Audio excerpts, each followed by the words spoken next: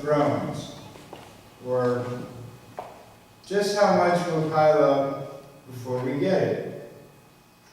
Between my lovely wife Pam and myself, we are responsible for bringing 10 people into this world. Their ages range from 36 to 80. And I, for one, am grateful that they have all successfully transitioned from the diaper stage to using the throne. Some of Pam's daughters have had or are in the process of having children of their own now. Pam is a grandmother 9 times over, with the arrival of her daughter Wendy's latest child, Zachary. And incidentally, doctors had previously told Wendy she could never have children, and it really broke her heart. So let's give God a praise for knowing more than the doctors did. As you can imagine, Pam and I are well acquainted with changing diapers, is where I'm going with this. Just a couple of statistics for you here. If you have children close enough together in age, let's say 3 and 6, and you average 4 diaper changes a day for 6 years, that's almost 10,000 diapers. At $20 a box of 50 diapers, that's over $4,000 total. That's a lot of time, effort, and money cleaning up other people's poop. The potty training stage is stressful as well. After going through this many times now, we know they will eventually make the transition, but it can be frustrating while we wait for the magic day when they come to us saying, I did it, come see. I'm going to shift the topic just a little bit now to a different kind of poop. One thing I've always been resentful of is cleaning up what I call OPM, other people's messes. While at my job Friday, I was approached by our quality control person who said to me, don't assume that everyone else is doing their job correctly, and showed me a couple of examples of setups that would have damaged the tools if I had put them in my machine to be blasted. Now, her words were prophetic, because as the night progressed, I did find a bad setup similar to what she had showed me, and several other things that went wrong as well, including paperwork errors, tools not coded properly, and the like. I can remember thinking to myself, damn, how many people's jobs do I have to do around here anyway? My job is difficult enough without having to do all this extra stuff. But as I read Philippians chapter 2, verses 5 through 11, which Rick read for us this morning, as I was preparing for this message, it occurred to me. Do you think God ever gets tired of cleaning up our poop? Look at what he's already done.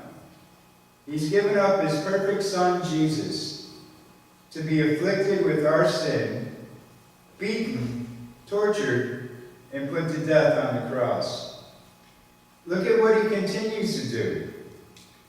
For all of us who believe, Jesus is our intercessor, our advocate before the Father. And for all of us who do not believe yet, he gives grace, unmerited favor, and a way out of whatever troubles we may have gotten ourselves into. And then we have the nerve to question him. Or we don't see how things we go through are going to help extricate us from the mess that we made. Wow. That's all I can say. Wow. Aside from toilets, there is another Game of Thrones you might have heard of. It's a series of books and a TV show on HBO by the same name. It is loosely based on medieval times, with warring factions and families vying for control of the iron throne. One of the main themes of the show is who will kneel or bow down to whom? Which family will come out on top? In Philippians, we are told that because Jesus willingly obeyed God's will, he is now exalted. His name is the name above all names, and that every knee shall bow and call him Lord. If this is the case, then just like body training, it's not a matter of if, it's a matter of when. When I look at the world today, I find that just a little bit hard to swallow. I can't imagine the Prime Minister of North Korea or Vladimir Putin, for example, coming to Christ.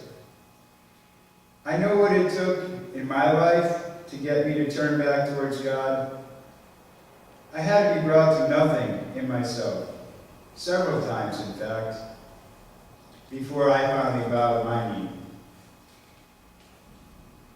And I know what it took for all of us to have the opportunity to get back into right standing with God. Jesus' work of cleaning up our poop at Calvary. I say opportunity because unless we acknowledge Christ's rule in our lives, if we still lead selfish, self-centered lives, if we have not bent our knee, if we are not willing to clean up other people's poop, as it were, if we are not willing to serve, then the stuff in our lives and in the world will continue to pile up.